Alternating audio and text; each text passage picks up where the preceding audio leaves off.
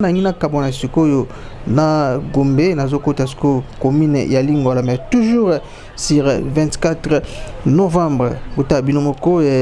la commune de Lingwala ba souhaiter biso la bienvenue. Donc suite marque wana eza esiko wapi Gombe Esuki, esika Gombe Esuki. Alors derrière mon dos eza bongo commune ya Lingwala, donc Gombe na Lingwala dans ndenge ya 24 et kaboni sur avenue Gombe babenga ngo avenue Gombe. Alors ces services air là wana eza bongo commune ya Gombe sika Esuki, donc mai o nde kaboli Gombe na Lingwala. Da obozomona na eza bongo na tiki Gombe eza bongo avenue Gombe. Immeuble na bozomona wana ya grise eza bongo Galaxy. Soza na Kimbuta botika na Galaxy sur 24 aux appena mobimba wa kitu awa na Galaxy oyo eza ba appartement, donc oyo ko vanda ya biso yango oyo eza biso na biso suka ya makambo elike bandeli mesiko yo ndetango na biso lelo eza lelo, don't have to wait till tomorrow poto kende liboso tia kondima likolo na nyoso pomo sika. Mesdames et messieurs, chers amis internautes sur YouTube Yabiso et podcast, en tout cas un grand merci à vous internautes Nabiso na confiance et bopé sarabiso ndena balabino kaka tala émission ebandeli tisuka et sarabiso bien na mon habitina bino Watakin 24 les lions de la presse congolaise. Un grand merci à l'être d'enfer Batumoko bien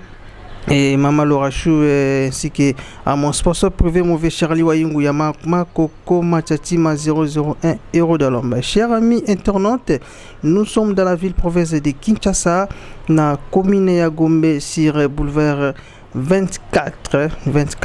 novembre. Boulevard 24 novembre. Donc Toyebi awa na yekola kisabino vraiment comment 24 novembre et comment topé ningni izali et nakolinga vraiment et bana ya Gombe bana Lingwala bo manifester à travers cette émission et bazabongo libanda ya mboka. Donc voilà, et là au bozomona wana izabongo insissi technique et commercial, donc ISC en bref. Là c'est bâtiment bleu là izabongo et commissaire provincial et Sikowapi bureau ya le général Israël Kantou numéro 1 ya la police ville provinciale Kinshasa et Sika ebonga na ezalaka. Donc voilà awa naza na 24 nazo kende malembe kola kisabino no lengini ni 24 et comment botala bino moko et quelque part ba chaussée eza nango malamu et l'autre fois nazaki bongo na Gombe sur boulevard 10-30 juin à la Sabino tout le monde a pekaka panne toujours il y a ba poubelle, donc ba poubelle vraiment ils étaient nzinga ya ville pour Kinshasa ndesi ba 24 oyo poubelle pe koki kozanga te po na 24 tozana ba insisi ebele lokola IBTP tozana oyo koma lelo iso tozana académie des beaux-arts tozana insisi tellement ebela pour mon à travers cette émission et na kolaksa bino en tout cas kota pa poubelle et kozapena malo mingi men nzinga boye et awa kutu et comment nango lo wa so nini to éviter vraiment ba poubelle eza mukie na vite poza Kinshasa et ba côté oyo zaki et ko koza bongo bopeto mais bilo comment on kaka salité to éviter so toujours kende wapi mais na bokasi ya le général Kasongo Kabouika en tout cas na banana ya service national et en tout cas barosa pena musa malamu tombeli bango boye malamu na ville poza Kinshasa na service ya enseignement en tout cas ko sala yango ndenga bazo ba balabala eza esika ya koteka te balabala eza wenzete zwa biloko na yo kota na kati ya bonza monene uteka ya kozapena malamu mingi. Donc voilà bozomona za bongo boulevard 24 novembre et donc, derrière moi ils a bongo entrée il y a boulevard du 30 juin. Donc voilà où ils a immeuble Infinity, donc Infinity c'est quoi ba TKP ba kusumba ba téléphone na yo il y a qualité ya bien. Donc nous avons on a Kinshasa Mail, donc ça appartement na senango tuza bongo na ba supermarché kokota wana pe osombi biscuit osombi bonbon osombi lona kitoko et puis aux yeux ascenseur au mati bongo na likolo za na ba chambre place mo ya repos et bo Seroni Malundama akoki ya pe na mboka na biso Congo et précisément na Kinshasa na 24 novembre ba super chambre na bango ya repos na mama Laura Chou ko zapena malam mingi donc voilà nazo kitasko malembe ko laksabino lolenge nini 24 ekoma botala bino moko donc bana gombe bana lingwala manifestez-vous à travers cette émission et vous appelez malam mingi ngalinga na ba commentaire tant moni remarque comment on peut na commentaire et vous appelez malam mingi sala na bien kaka ndingi ezala donc voilà non ça la descente tangai si et si quoi na osuka la surprise vous allez découvrir ça à travers cette émission. Suivez, on se touche juste après.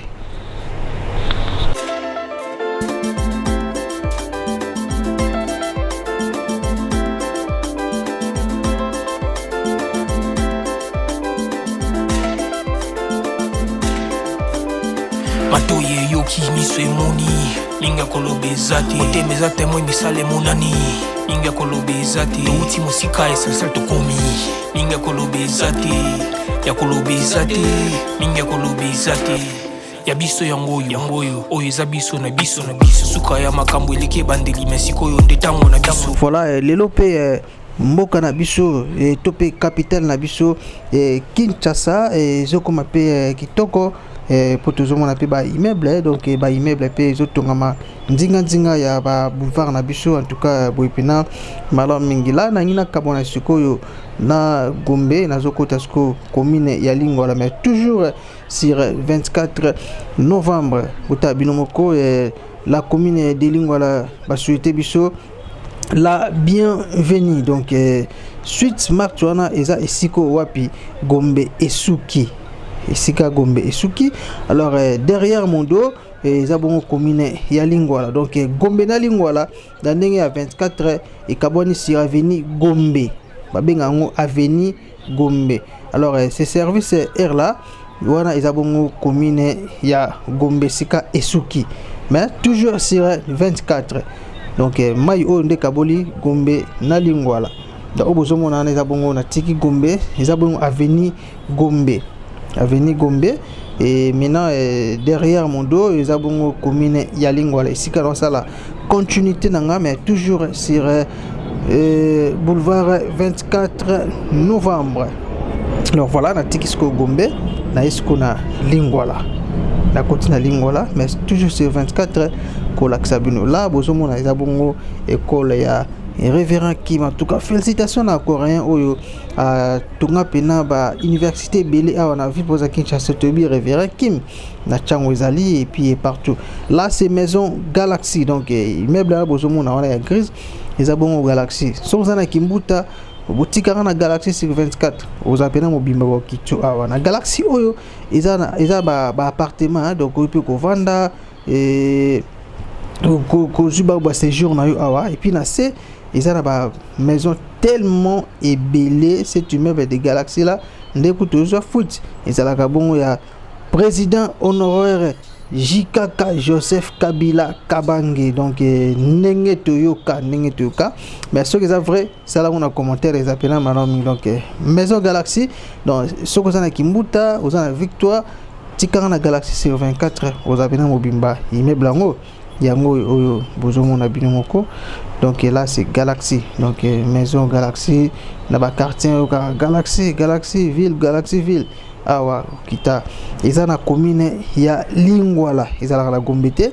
ezala commune ya Lingwala donc là nazo sala bongo continuité na ngana kita malembe ko laksa bino kaka boulevard 24 novembre donc voilà la pesi Gombe bay na tikali nazasko na Lingwala donc naza sur commune ya Lingwala malembe mais toujours sur 24 novembre là et na gauche nanga bozomo ezabongo révérend Kim na droite nanga eza maison Galaxy donc là je continue nazo kitasko malembe ko laksabino kaka 24 novembre et ningi koma mais ba mituka oyo pende si ya ba salité boye koki kozala pena na ba capitale te ba faut balandela pe ba couleur beba nango ba mituka sala soneni ba minda ba rétroviseur ezala kutute tu éviter ceux qui contrôle technique kenda wapi pour ba mituka ngo si la fin batambola na bango pega bana ba oyo okutu ba karaté ya to lobiso ndeni na ko kotokaka na katia bah mituka. Donc voilà, chers amis, tous les spectateurs, on a vraiment mettre cap pour à manifester vraiment à travers cette émission. Et à ce moment-là, Netska à Londres, mais à Londres, ils a toujours na Kinshasa en Amboka au Congo. Et voilà, boté la binomoko ba salité ce que vraiment tina ba sochi ba bouteille en plastique voilà et tona pena et belé to éviter ce qui service national ba longa et vous appelez malon mais to pesi ba chance. En tout cas, c'est un ballon vraiment. Et vous appelez bien avec Yemoko. Le général Kasongo Kabouik. Ils appellent Maloming. Donc, nazo qui n'est malembe. Si et si wapi. Souka. Donc, voilà. Maison Galaxy, on a Galaxabino. Parce que Galaxy, ils ont bâtiment Ebani Awa. Dans la ville province, il y a Kinshasa. Précisément, dans la commune, il y a Lingwala. Galaxy za gombete, Galaxy za na lingwala. Ils na lingwala donc sur 24 gombela lingwala bakabo na mai, première avenue za kabongo babenga avenue na avenue Villa Gombe. Donc voilà et tout le monde a payé ba mituka pe ya Kinshasa et zobonga ya hôtel de ville ba grande carona et zo tambola vraiment.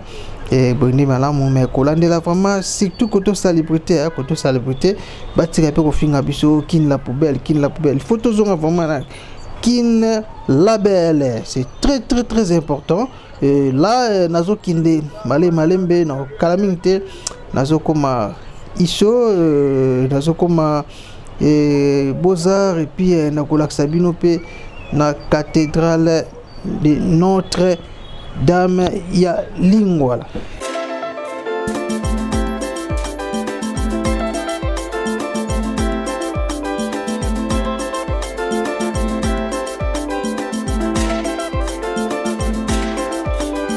Matoye yoki miswe moni linga kolobe zati ote mezate moi misale monani linga kolobe zati uti musika esal to komi linga kolobe zati ya kolobe zati linga kolobe zati ya biso yangoyo oyo eza biso na biso suka ya makambo eleke bandeli mesikoyo ndetango na biso lelo eza lelo don't have to wait till tomorrow poto kende liboso tia kondima likolo na nyoso po mosika to wuti nini te to moni na nyoso to sali me koli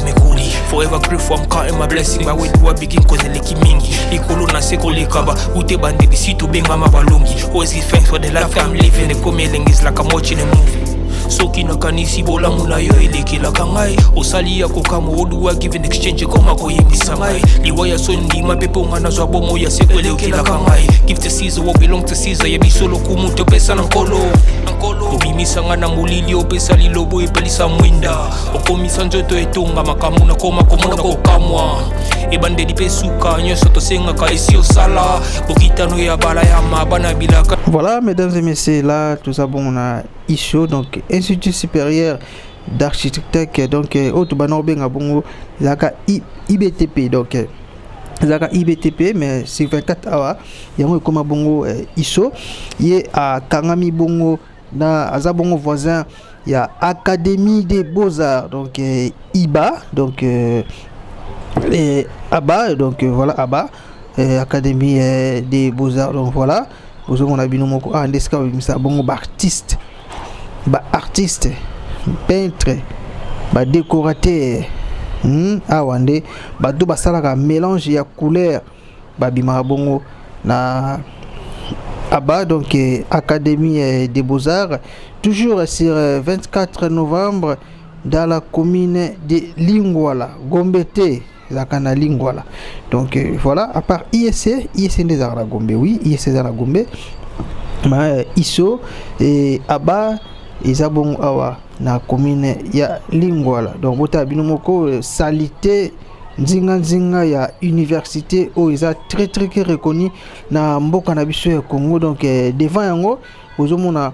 à ma droite donc salité ba matiti belé ya osakana côté to éviter ceux qui zanini mais dès que tozoloba les général Kasongo Kabwik en tout cas na service il y a SN service national et en tout cas ba master wana basa pena mosala parce que congolais ayoka na fimbo dès que bois ki bongo bouteille na c'est amende wana ya 250 000 francs congolais il coupe ça pena batu bubangi bako linga susu kutute ko boaka nzinga mais à condition que il faut gouvernement batela bango ba poubelle, il faut ba poubelle ezala parce que soka melimai abwaki directement la poubelle parce que na ndimité soka moni poubelle ya olinga abwaka place monsieur ezapena malomingte là bozomona bon ba paysage ya kitoko wana toujours en aba académie des beaux-arts dans temps continue 4 ans mobimba avec fraîcheur ya kitoko et vous apena mobimba donc voilà bozomona binomoko là c'est aba Otala na droite tanga awa en tout cas na gauche tanga salité ya kosarana te mais tout moni bongo et bandeko bazawana baza tenir en verre ba sala pe mosala bazo vider ba salité oza bongo na kati ya terrasse et puis tolinga vraiment tant boye bote pena boye il faut que longola yango ekotala mituka minene ko boka kango esika elongo bani nde bo sala boye na kozonga pour que na la qui s'appelle pas tous les spectateurs to ba internet na biso soki misalango et commis na lolengeni donc voilà nous sommes toujours na 24 novembre donc na boulevard 24 novembre donc inde malembe ici quoi puis na kochité c'est une surprise vous allez découvrir ça à travers cette émission sur votre chaîne Yabiso podcast awande esika bozora ba information vrai donc là nazo koma bon na ISAM Institut supérieur des métiers donc ISAM nazo koma ISAM après ISAM d'accord Sabino cathédrale Notre-Dame ya Lingwala église catholique donc voilà cathédrale wana ba konzebele ba sambela awa tout monde a peu mambebele zaka ceux qui tout le monde ceux qui ont des problèmes dans le Congo en tout cas ba konti ba ka sangana awa pouvoir en place na ba opposant ba rapena ba soli awa botama congolais oyoka elenge suivez on se retrouve juste après.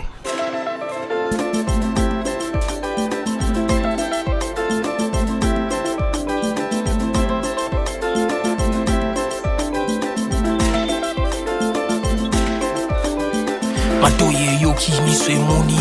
linga kolobe zati otemeza temwe misale monani linga kolobe zati touti musika esensel tokomi linga kolobe zati ya kolobe zati linga kolobe zati ya biso yangoyo oyo eza biso na biso suka ya makambo eleke bandeli mesikoyo nde tango na biso lelo eza lelo don't have to wait till tomorrow. Voilà mesdames et messieurs, voilà chers amis internautes, chers amis téléspectateurs dans là, au besoin mon ana, ils a déjà cloche, donc cloche, il y a cathédrale Notre-Dame de Lingwala, donc voilà, toujours sur 24. Botan de Goku Tavaï nae, alembi mabe a osarate, donc salité, ils a participé mawa, yango général Kasongo Kabwik. Zoka makambo na maboko soki te to lela kaka eza pena pasi batifoi de pai a pe ebola eye na mboka na biso Congo et bon Kinshasa to ebité nzambe kaka sunga donc voilà na komisko pene ya cathédrale et Notre-Dame ya Lingwala donc bana kini ba remercier mo kwa tombolo Félix Antoine Seri Chilombo merci Fachi Beto et voilà donc toujours na 24 novembre nous avons la binomoko et ba poubelle ils a pété mais tout senga vraiment il faut que tiango nzinga ya ba boulevard et vous appelez malom de 24 novembre oyo j'ai reconnu ya que ti bandal donc nzela o bozo monaka oyo ake Gombe Bank akiti bandal donc so ba ba poubelle vous appelez malom mais kotika ngo boye vous appelez ba te poser ka nzela o ba konti balikaka yango oyo nzela ba konti balikaka yango oyo soki bake ba misala topé kokende bon tête du fleuve kokende affaires étrangères kokende ti na auditorat général. Donc voilà, et place on a outil na outil na banda bon na Gombe mina na koti Lingwala. Et donc bozo na bino moko 24 novembre yango yo boulevard 24 novembre, et na komi pene ya cathédrale. Donc voilà, Notre-Dame cathédrale yango yo église catholique. Donc bata catholique mon appelle na mbota trop logo la Marcus Garvey depuis France yebi moko ya ba catholique. Et puis sans oublier aussi alors Matondo depuis Belgique moko ya catholique. Donc cathédrale de Notre-Dame. Donc yango yo bozomona toujours sur 24 novembre. Donc boulevard Oyo, en tout cas côté de la poubelle, vous avez mal en mingi et vous allez bien parce que ça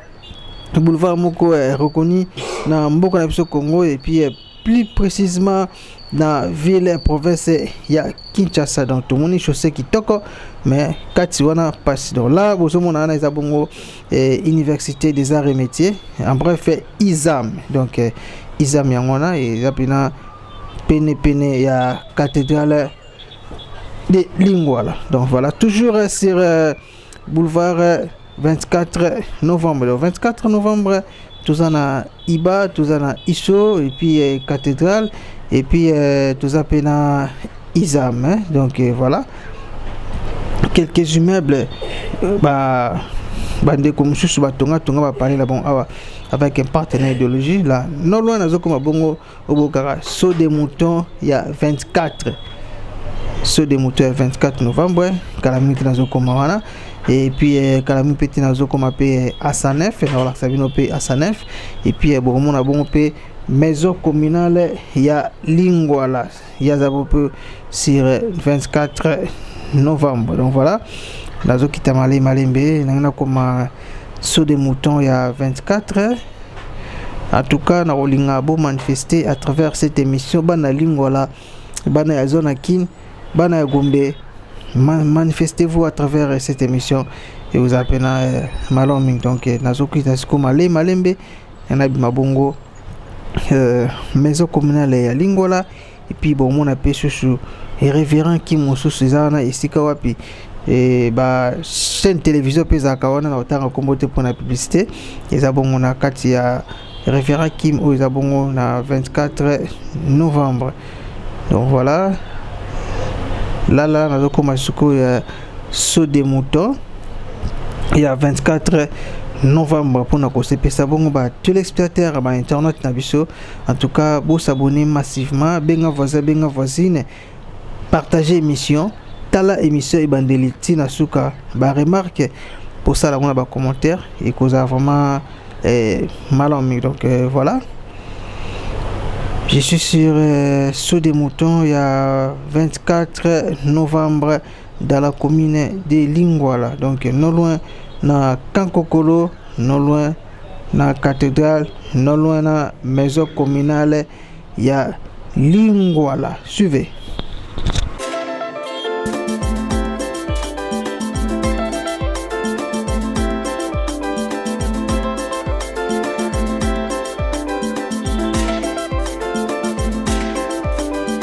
Matoye yoki miso emoni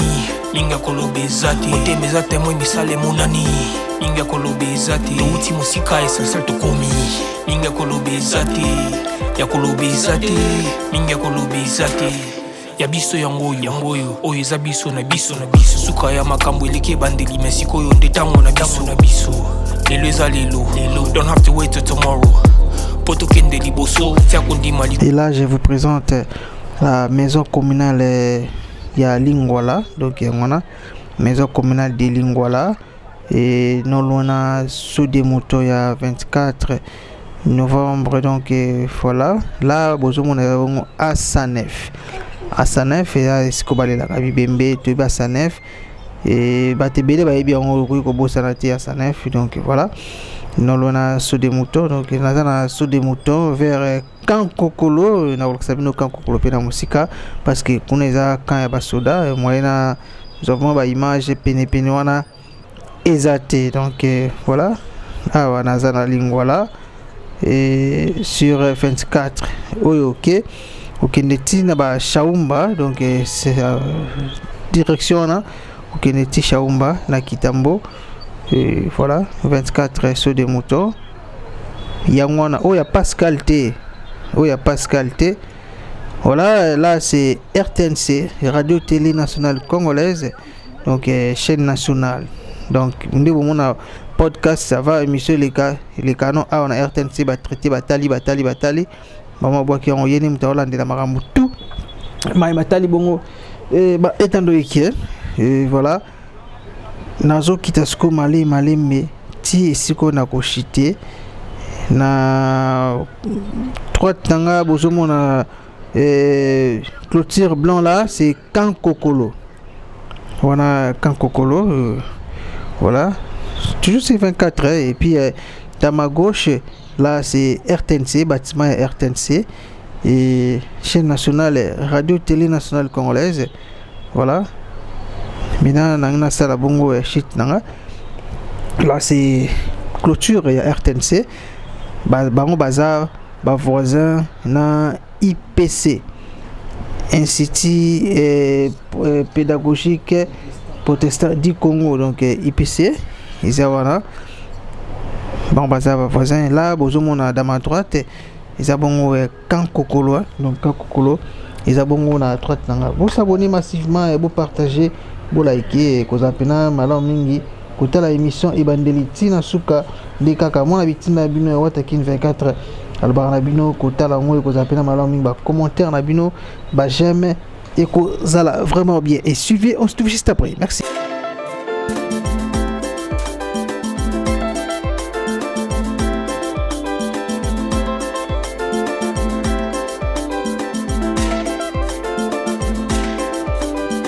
Matoye yoki miswe moni ninga kolobezati otemezate mwe misale monani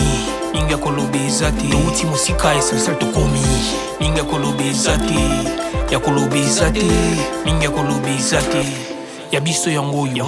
oyo eza biso na biso suka ya makambo eleke bandeli mesikoyo nde tango na biso lelo eza lelo don't have to wait till tomorrow poto kende liboso tia kondima likolo na nyoso po mosika to uti nini te to moni na nyoso to sali mekondi mekoli forever grateful I'm counting my blessing by way do I begin cause eleki mingi likolo na seko lekaba ute bande bisitu benga mabalongi always give thanks for the life I'm living the coming is like I'm watching a movie soki nakanisi bolamu na yo elekelaka ngai osali ya kokamo oduwa give in exchange koma koyebisa ngai liwaya so ndima pepe onga nazwa bomo ya seko elekelaka ngai give to Caesar what belong to Caesar yebiso lokumu topesa na nkolo obimisa nga na molili opesa lilobo epelisa mwinda okomisa nzoto etonga makambo na koma komona kokamwa ebandeli pe suka nyonso tosengaka esi osala bokitano ya bala ya mabana bilaka na ndima kokokisa nyonso mpo na ntina nanga ya motuya yo pesanga ofeli nzambe tata esengo na ngai ya libela moninga na ngai ya motima matoye yoki miso emoni ninga kolobezati otemezate mwe misale monani ninga kolobezati touti mosika esensel tokomi ninga kolobezati ya kolobezati ninga kolobezati matoye yoki miso emoni ninga kolobezati otemezate mwe misale monani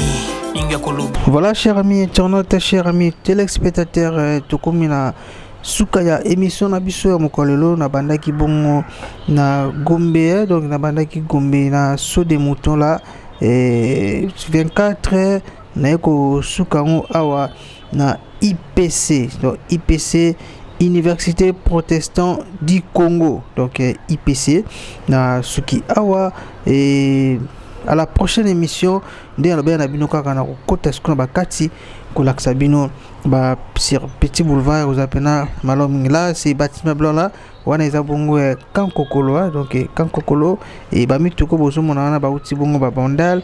ba uti ba ipen et hôpital cinquantenaire peu non loin na en tout cas un grand merci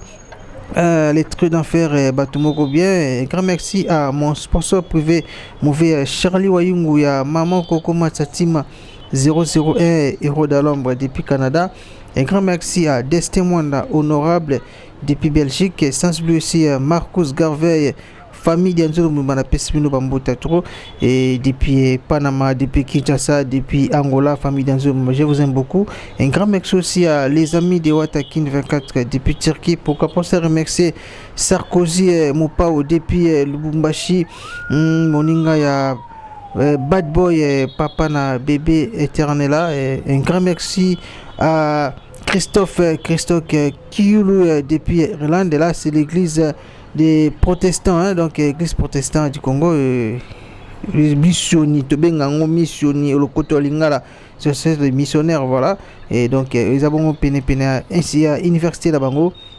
IPC. Et merci beaucoup. Restez toujours branchés sur votre chaîne Yabiso Podcast. Donc, Constant Osali Awa, dans boulevard 24 novembre, à Poubelle P. Ezate, chaussée qui toko, penepende, salité, ya osarana kutute, ya ontobi, dossier oyo, le général et Kassungo Kabou qui na service national là, bah on débat Rolande Lango, et vous appelez parce que ceux qui Poubelle Ezate, bah Congolais bah robeta maka film, bah qui nous robeta maka film, là c'est l'église protestant du Congo. Et on se retrouve à la prochaine numéro, ce qui est sous ma scie à Zongité. Merci bien, portez-vous bien, bye.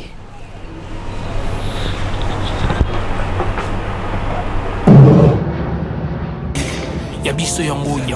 oyo eza biso na biso suka ya makambo eleke bandeli mesiko oyo ndetango na biso lelo eza lelo don't have to wait till tomorrow poto kende liboso tia kondima likolo na nyoso po mosika towuti nini te tomoni na nyoso tosali mekondi mekoli forever grateful I'm counting my blessing my way to a begin cause eleki mingi likolo na seko lekaba ute bandeli si tobengama balongi always give thanks for the life I'm living the coming is like I'm watching a movie soki nakanisi bolamu na yo elekelaka ngai osali ya kokamo